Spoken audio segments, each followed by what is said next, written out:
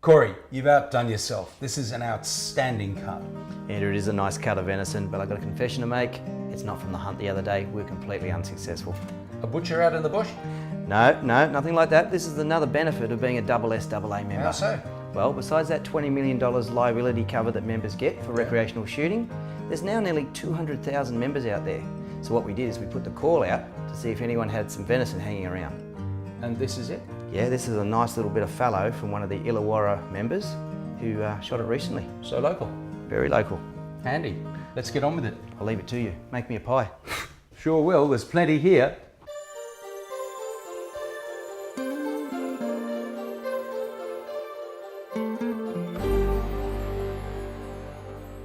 This is our 1.5 kilos of venison, and they've been trimmed and cleaned and now cubed or diced, whichever you want to describe it. Next step is to get this coated in corn flour before we put it in the pan. You can't overload this or the pieces will just stick together. So it's 3 or 4, in this case 5 or 6 small cubes of meat, and give them a good toss. So I'm just going to take these out because we're going to do them in little batches.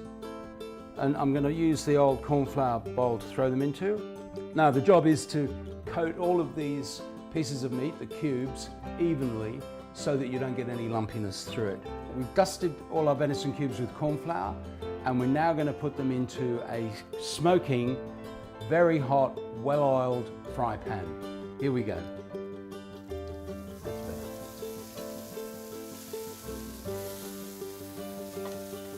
Now the important thing here is, just like the dusting procedure, do not overload the pan. It's the same when you're browning any meat, not just venison. When you're browning meat, give it space, give it space. You're not trying to stew it, you're trying to brown it. We don't want to actually cook these completely, we just want to seal them off.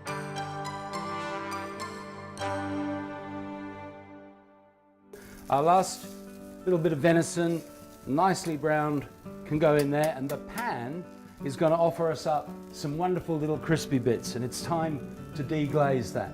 So this is our 2 glasses or 2 cups of red wine. We're going to use half of it on here, keeping it on the heat. We'll see what happens. I'm going to move it off a little bit, and I've got a wooden scraper here.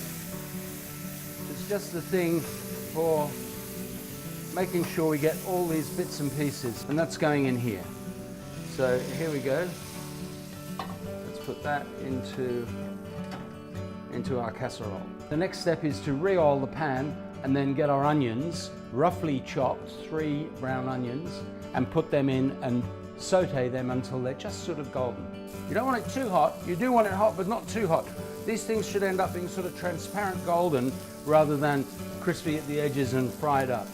Back to the onion board, but this time for garlic. Now the recipe calls for a bulb of garlic. Now that's quite a lot of garlic, and I quite like that. If you don't like that much, you don't have to use that much. But this is a whole bulb of garlic made up of loads and loads of corns of garlic. And I'm going to just break it up a little bit on the edges to get rid of some of the garlic paper. If some of the paper goes in, it doesn't matter, because honestly, it will melt away. Now some of these are caught a little bit at the edge, but that doesn't matter. Generally speaking, they're what you call golden. And we're going to put them into the mix here, which is gradually starting to get full and be a little more interesting than just the meat. Next we're going to put in the chunked up garlic, the carrots, and the dried herbs. Here we go.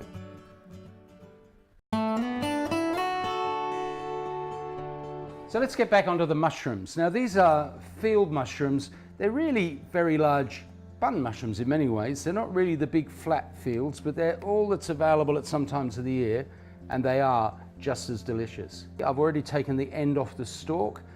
I do that just because they do tend to dry out, and it's a little bit like the base of a bit of garlic. Not particularly nice if it's all hard and everything else isn't, and it's not supposed to be hard. So you can see that peels off pretty easily. So let's just chop them up, and classic way to chop them up is to just literally chop them up across. And you're keeping really the old classic mushroom shape, the old T shape. So now we're going to saute the mushrooms lightly. You can see that that's the one that we chopped up fairly heavily at the front end. The rest I've kept quite long and large. Now, While they're doing that, we'll put the rest of the red wine, the other cup, into here. And I'm going to move it around a bit just to move those dried herbs up and down. And there's the last of the liquid.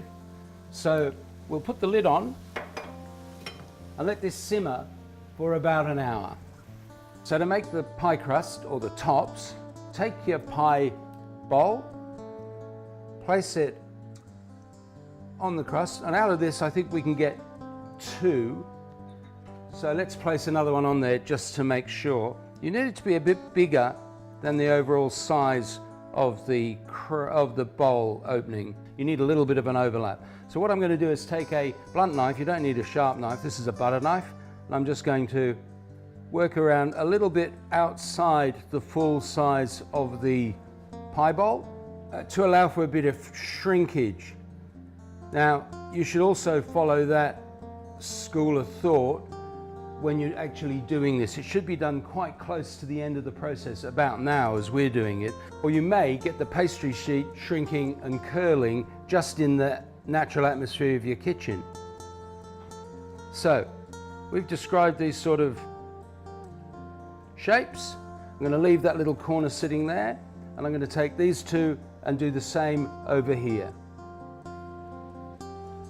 So we've checked this from time to time through the process, and this looks just about perfect. It's had its hour and a little bit on simmer, and I think it's time to go. I'm using a ladle. You could use a big spoon. Doesn't really matter. Now, remember, we're going to fill our pie dishes about 2/3 with the meat mixture, and then we're going to put a layer of sautéed mushroom on top. Almost call this a forester's pie, really. You carefully peel off your pastry, drop it on the top here, and luckily you happen to have a little bit of excess, fold it back in. You don't necessarily want to fold it on top, just fold it back in. We've got our lovely creamy milk. We're just glazing the tops of the pie crust. I'm just going to pinprick the top of the pastry, more for effect than anything else. In the old days you had to do that because the ovens were a bit different, and occasionally pies would blow up. Now we're going to pop them straight into the oven, which is preheated to 200 degrees. And in you go.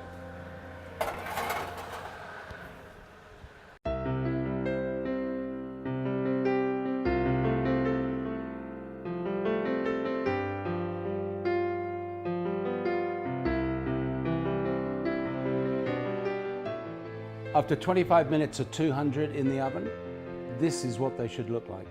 Here are 4 fabulous venison pies from field to fork. I suppose all I've got to do now is find Corey.